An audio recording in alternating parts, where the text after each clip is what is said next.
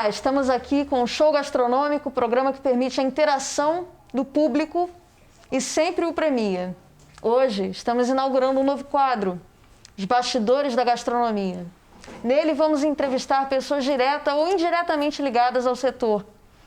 E vamos começar por alguém que saiu da falência para assumir a liderança desse segmento, que implica em 1 milhão de empresas e 6 milhões de empregos. Vamos conversar com Gilce Rink.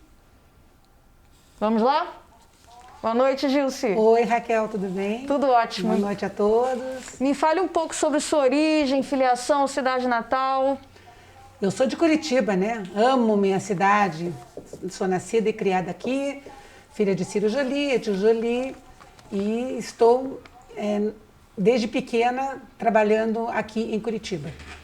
E como você começou a empreender? Qual foi sua primeira atividade empreendedora?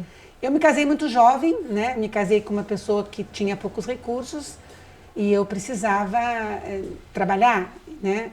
Como eu tinha um bebê muito pequeno, eu não tinha como trabalhar fora, então eu tinha que ter um negócio meu mesmo. Então foi quando eu comecei o meu próprio comércio. Sem ter dinheiro, sem ter material, sem ter nada, mas eu comecei e deu muito certo, porque eu comecei com uma loja só com imóvel alugado e ao final de 5 anos eu tinha 5 lojas já, sendo que 2 eram minhas. E assim foi, dali nós tivemos 97, uma crise no Brasil muito séria. Eu ia lhe perguntar sobre isso, né? Eu soube que em 97 precisamente houve um momento econômico brasileiro muito difícil, ruim, muito ruim. E todos os seus clientes de expressão faliram, o que também ocasionou, infelizmente, a sua falência. Me arrastaram, né? Na verdade, o Brasil inteiro foi arrastado. Aliás, o Brasil passou por tantas crises, que eu digo que essa de agora não me assusta tanto. Porque em 97 foram as grandes empresas para quem eu fornecia, porque das lojas eu passei para uma fábrica, e numa fábrica eu passei a vender para o Brasil inteiro.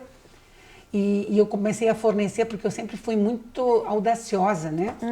Eu não me contentava em vender só ali no meu meio, eu queria mais, eu sempre quis muito mais. E nesse ano de 97, realmente as empresas todas quebraram, as empresas grandes empresas. Eu posso citar o nome delas, será? Claro. Mapping, Mesbla, Pernambucanas, enfim, empresas enormes, Hermes Macedo, empresas para quem eu fornecia e que realmente não puderam me pagar. E eu fui arrastada nessa maré, né? Ficando só com um imóvel, porque eu tive que vender todos os outros que eu tinha conseguido para honrar compromissos trabalhistas e com fornecedores. Pois é, eu soube que desse imóvel você resolveu investir em uma churrascaria, que era um negócio até então não explorado por você não tinha nenhuma expertise nisso, mas foi essa a sua opção. Fale aí pra gente como essa alternativa acabou te conduzindo para uma outra direção. Eu entendo, Raquel, que todo mundo que quer começar a empreender e não tem dinheiro, o setor mais fácil de você chegar é a gastronomia, né? Você consegue, com uma portinha, produzindo uma boa comida, você consegue começar um negócio, você mesmo fazer um negócio, né? E eu tinha só um imóvel na mão, só um terreno, não tinha dinheiro, e um projeto de construção que era para ser uma churrascaria, que era para ser uma cancha de futebol. Então eu só tinha aquilo, mas não estava construído, eu tinha que fazer aquilo ainda. E eu não entendia nada de churrascaria. Então eu comecei tateando aos pouquinhos, trabalhando, eu mesmo trabalhando na cozinha. Foi aí que eu conheci a Brasel, né? Eu conheci a Brasel. E eu fui me inteirar, aprender como administrar meu negócio, como preparar as pessoas que iam trabalhar comigo. E eu fui descobrindo a necessidade de ampliar o meu conhecimento sobre associativismo e participar dele e poder ajudar outras pessoas a viverem os problemas que eu havia vivenciado, né, para poder progredir e ajudar pessoas a progredirem. E aí você está se referindo ao empresariado mesmo, Sim, né? todos, né? Porque assim, quando a gente fala de associativismo, no setor de gastronomia, a gente fala tanto de empresários como de colaboradores, né? É uma união importante isso, que eu aprendi também. Eu aprendi que é muito importante, fundamental que você tenha essa união. Bem, dessa percepção de que era necessário ajustar tanto o corpo de colaboradores quanto também como empresária, se aprimorar e também aprimorar teu setor, surgiu um engajamento forte que te levou à presidência da Abrazel, né? Na verdade, assim, quando eu entrei na Abrazel, eu entrei para me preparar, né? Aproveitar os cursos que já desde essa época eram muito bons. Eu entrei para me preparar nesses cursos e fiz alguns profissionais meus também fizeram. E um dia no aeroporto eu encontrei o Luciano, que até hoje é o diretor executivo, né? Um dos cabeças da Abrazel Paraná. E ele me convidou para presidir a Câmara de Buffets de Curitiba. E eu, como nunca digo não para nada, né? Topei, comecei a participar, comecei a gostar. E entendi, vivendo cada dia, a necessidade de aumentar o engajamento no setor, de aumentar esse processo de associativismo. Então, eu fui entrando mais, fui me infiltrando mais e acabei sendo convidada para ser presidente. Não vou te dizer que foi fácil, não foi, porque nós pegamos recente uma crise também, né? Não foi muito simples, mas eu aprendi tanta coisa na Abrazel, aprendi tanta coisa, e quando a gente foi para a Nacional, a gente aprendeu mais ainda, porque daí eu travei conhecimento com pessoas de várias cidades, de vários estados, com vários tipos de restaurante, com N tipo de cozinheiros. Nossa, eu aprendi muita coisa, depois conheci produtores, depois eu conheci associações, entidades que colaboravam com o setor, e isso foi me enriquecendo muito. E hoje eu digo com orgulho que eu sou realmente uma pessoa que sabe bastante de gastronomia. Muito bom, muito bom. Bem, são 50 mil empresas só no próprio estado do Paraná, né? 50 mil negócios de gastronomia. Pois é. Fale para nós, assim, de que maneira essa situação de estar a par da realidade de tantas empresas simultaneamente, como ela te impactou de um jeito mais forte? Que aprendizado ficou mais marcado nessa experiência? Veja, eu entendi, as minhas dores não eram só mais as minhas dores, né?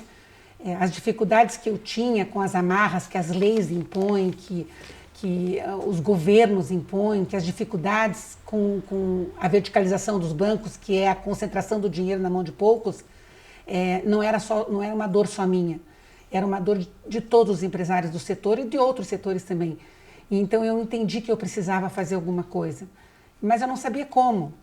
Então, participando das reuniões nacionais, me inteirando mais disso e conversando, e nós acabamos fazendo visitas a deputados, nós frequentamos, eu e o meu diretor executivo, vários gabinetes de vários deputados, conversando sobre leis, sobre a reforma trabalhista, inclusive, a gente participou muito sobre isso. Então, a gente foi participando e eu entendi que eu precisava fazer ainda mais. Eu cheguei a ser convidada a ser a líder nacional da Abrazel. É bom dizer para o público que, nesse momento, ela travou contato com a realidade de 1 milhão de empresas. Os números são esses. Para quem não sabe, 1 milhão de empresas compõem o setor gastronômico. 6 milhões de empregos preenchem esse setor. Então, é um setor de muita expressão para a economia brasileira, fato. É verdade. É muito, e assim, é um setor que é responsável pela inclusão de pessoas que não têm muito preparo. O setor gastronômico é o setor que mais emprega pessoas com dificuldade de preparo, né? Então, você pode pegar uma pessoa que não sabe nada e colocar dentro da tua cozinha e ensinar a começar a lavar louça, a lavar uma salada e depois acabar se transformando até num chefe de cozinha, quem sabe até um empresário do setor de gastronomia. Eu conheci muitos casos assim. Eu conheci chefes na Bahia, em Fortaleza, que foram pessoas que começaram lavando louça nos restaurantes. Então, isso tudo me fez participar ainda mais e entender que era importante que eu fizesse alguma coisa.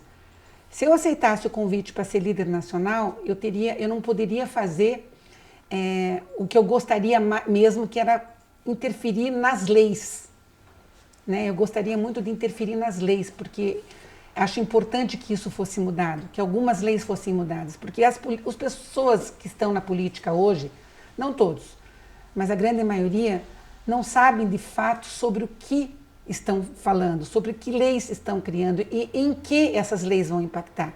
Não conhecem as nossas dores. Então eu entendi que eu deveria tentar alguma coisa na política pública. Então eu declinei dessa liderança da Abrazel Nacional, que, aliás, foi uma honra imensa, né? Foi uma coisa que me deixou, assim, muito feliz, mas, ao mesmo tempo, eu entendi que era uma responsabilidade muito grande e que eu poderia fazer mais se eu estivesse indo mais no caminho da política pública. Então, sua decisão foi a de... Seguir para a política pública. Atualmente, você... Hoje eu sou pré-candidata a vereadora, né, de Curitiba, que é a cidade que eu amo, que é a minha cidade, vai ser sempre a minha cidade, né? Porque aqui também eu conheço de muito perto praticamente todos os empresários, donos de restaurantes, de lanchonetes, de panificadoras, padarias, eu conheço quase todos. Conheço os problemas deles todos e eu entendo que eu posso ajudá-los desta forma, né? Porque o que eu tinha, a minha colaboração com a Abrazel, eu acredito ter prestado minha colaboração, né? 6 anos, né? 6 anos de muito trabalho, né? Então eu deixei ao meu sucessor um legado legal. Eu acho que ele vai poder, e ele é muito bom também, né? Porque ele já entrou brigando porque pegou de cara a pandemia, né? Coitado, pegou de cara a pandemia, um problemão enorme. Mas ele é muito competente também, a Abrazel está muito bem preparada, muito bem estruturada. Você não ouvia falar de Abrazel há 10 anos atrás como você ouve hoje. Hoje você vê a Abrazel está em todas as entidades, os governos falam, os políticos falam, as pessoas conhecem, sabem o que é hoje. O associativismo ficou tão forte que hoje é um sucesso total. Muito bacana. E na tua visão, assim, qual seria o sonho dourado, o teu grande sonho para o setor gastronômico? Olha... Pelo menos aqui em Curitiba. É difícil, né? Porque tem tanta coisa que os empresários precisam, né? Mas o que eu queria mesmo é que as leis favorecessem mais. Eu gostaria que as leis favorecessem mais tanto os empregados, aliás, os empresários, como os colaboradores. Porque as nossas leis, eu costumo dizer que elas são meio assassinas, né? Elas são assassinas, porque quando você pega, por exemplo, uma lei trabalhista, ela aniquila, às vezes, uma empresa. Né? Que às vezes a pessoa leva tanto tempo para construir, um processo trabalhista aniquila. Então, isso é muito injusto. E também a gente vê para o lado do colaborador, que tem tantos colaboradores que não têm nenhum reconhecimento da sociedade, né? Pelo que fazem. Pessoas que trabalham nos bastidores dos restaurantes que são tão importantes e que não têm o reconhecimento. Isso era importante. Então, que as pessoas entendessem que importante que é a gastronomia. Tudo acontece em volta de uma mesa. Tudo. No mundo inteiro e sempre.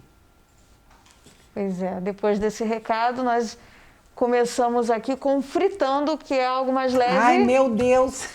E dinâmico também. Jussi. Vamos lá.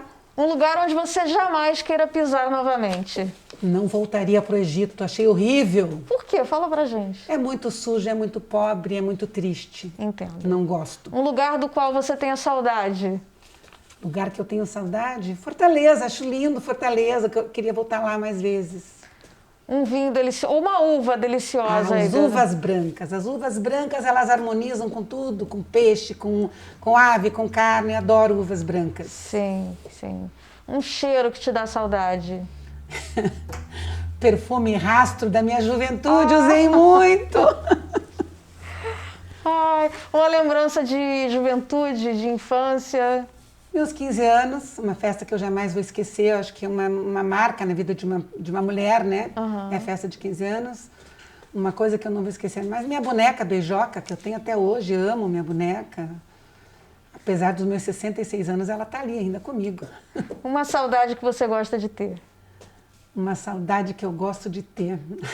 Viajar para Miami, amo Miami. Uma saudade que você não tem gostado de administrar por conta da pandemia. Ai, ficar trancada há muito tempo sem poder ver meu neto, aliás, meus netos, né? Sem poder ver meus filhos, isso foi horrível. É difícil. Isso foi horrível. Mas está passando, né? Graças a Deus está passando. Sim. Um recado para as pessoas que estão nos acompanhando. Nunca desanimem. Nada é tão ruim que dure para sempre. Eu acho que as coisas podem sempre melhorar. E eu acho que a gente pode tirar proveito de todas as experiências negativas que a gente tem, porque a gente ou as vence ou aprende, né? Então, assim, eu acho que você pode tirar uma vantagem sempre de tudo isso. E Curitiba está aí brilhando, a gente tem tantos restaurantes bons em Curitiba, né? Tem tanta gente boa aqui, tem tanta comida boa. Sobra opção para delivery, né? Opa, hoje vamos lá, vamos pedir, gente. Está todo mundo trabalhando firme aí nos deliveries. Eu, inclusive, viu? Eu, inclusive, vou começar a trabalhar semana que vem. Nos conte sobre esse projeto. Então. Essa novidade. Eu trabalho hoje com uma casa de festas, né? Uhum. Apesar de eu ter muita festa, eu não posso fazê-las agora, né? Então, e eu tenho uma estrutura muito boa, né? Uma área externa muito grande, muito bem arejada. Em parêntese, tem até um piano de cauda aqui, excepcional, lindo. Minha mãe que toca nele. E assim, como eu tenho essa área, tenho uma grande chefe, tenho uma equipe muito boa de cozinha, uma estrutura muito boa de cozinha, eu entendi que eu também posso atender o meu público, que é um público também mais exigente, mas eu posso atendê-los de uma forma bem bacana, e eu vou fazer isso, vou servir jantar à la carte, vou entregar delivery, vou entregar takeaway, vou trabalhar. Para quem quiser saber mais sobre essas possibilidades aí que o Nova Curitiba, que é o espaço da Gilcy, reserva, como as pessoas podem acessar, descobrir, enfim? Então, a gente tem nosso Facebook, né, as redes sociais que estão aí, você pode participar, nossa página. Uhum. A gente tem nosso site, que é www.espaçonovacuritiba.com.br, né? E liguem para mim, podem ligar, meu telefone está aí no ar, no Face, pode falar comigo a hora que vocês quiserem. Estou sempre à disposição, até para ajudá-los, né, nas ideias de como seguir nessa pandemia, com alguma alegria, né? Porque até na pandemia eu acho que dá para a gente ter momentos alegres. Sempre. Diferentes, sempre. Né? Diferentes. No final de semana, por exemplo, eu estava com a minha família toda, cozinhando, fazendo camarão indiano, que eu faço como ninguém. Né, doutor Álvaro? Né, doutor Álvaro? E assim, uma alegria muito grande estar todo mundo junto, né? Eu acho que a pandemia trouxe as suas vantagens também. Sim. A gente vai sair melhor de tudo isso, né? Sem dúvida, não tenho a menor dúvida. Bem, foi uma alegria conversar com essa pessoa excepcional de trajetória vitoriosa, inspiradora e que continua agregando para o cenário gastronômico nacional, sobretudo curitibano, Gilcy Rink. Obrigada por vocês terem nos acompanhado. Um abraço. Obrigada, Ariel. Obrigada, Raquel. Obrigada a todos vocês.